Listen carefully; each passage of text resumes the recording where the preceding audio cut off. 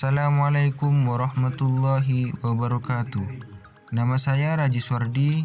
Saya dari kelas PBSI B 2020 IKIP Budi Utomo Malang.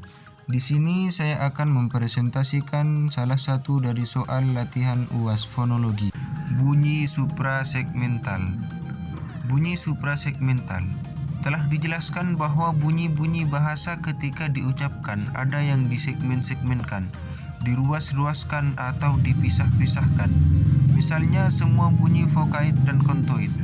Bunyi-bunyi yang biasa disegmenkan ini disebut bunyi segmental.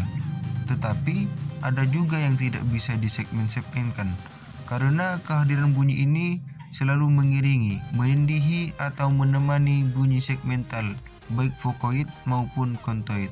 Oleh karena sifatnya yang demikian, bunyi itu disebut bunyi suprasegmental. Oleh para fonetis, bunyi suprasegmental dikelompokkan menjadi 4 jenis yang menyangkut aspek A. Tinggi rendah bunyi atau nada. B. Keras lemah bunyi atau tekanan. C. Panjang pendek bunyi atau tempo. D. Kesenyapan atau jeda. 1. Tinggi rendah atau nada. Ketika bunyi-bunyi segmental diucapkan selalu melibatkan nada, baik nada tinggi, sedang, atau rendah. Hal ini disebabkan oleh adanya faktor ketegangan pita suara, arus udara, dan posisi pita suara ketika bunyi itu diucapkan. Meski tegang pita suara, yang disebabkan oleh kenaikan arus udara dari paru-paru, makin tinggi pula nada bunyi tersebut. Begitu juga posisi pita suara. Pita suara yang bergetar lebih cepat akan menentukan tinggi nada suara ketika berfonasi. Nada itu menjadi perhatian fonetis karena secara linguistis berpengaruh dalam suatu sistem linguistik tertentu.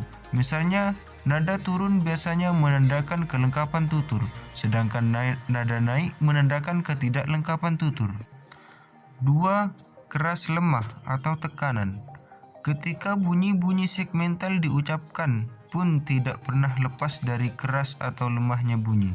Hal ini disebabkan oleh keterlibatan energi otot ketika bunyi itu diucapkan. Suatu bunyi dikatakan mendapat tekanan apabila energi otot yang digelorkan lebih besar ketika bunyi itu diucapkan. Sebaliknya, suatu bunyi dikatakan tidak mendapat tekanan apabila energi otot yang dikeluarkan lebih besar ketika bunyi itu diucapkan.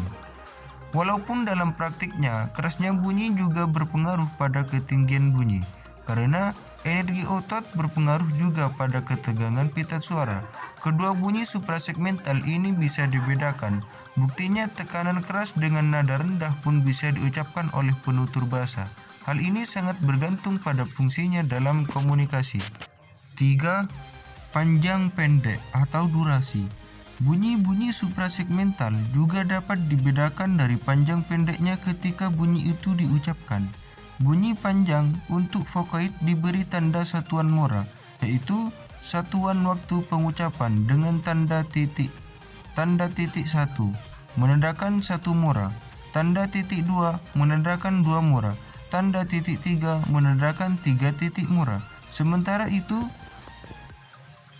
bunyi-bunyi untuk kontoid diberi tanda rangkap dengan istilah geminat. 4. Kesenyapan atau jeda. Yang dimaksud dengan penghentian adalah pemutusan suatu arus bunyi-bunyi segmental ketika diujarkan oleh penutur. Sebagai akibatnya, akan terjadi kesenyapan di antara bunyi-bunyi yang terputus itu. Kesenyapan ini biasa berada di posisi awal, tengah, dan akhir ujaran. Kesenyapan awal terjadi ketika bunyi itu akan mengujarkan kalimat ini. Buku terjadi kesenyapan yang tak terbatas sebelumnya. Kesenyapan tengah terjadi antar ucapan kata-kata dalam kalimat.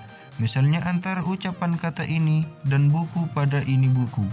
Atau ucapan antar suku kata. Misalnya antara suku kata i dan ni pada kata ini.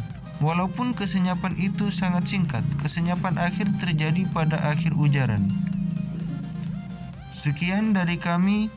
Wassalamualaikum warahmatullahi wabarakatuh.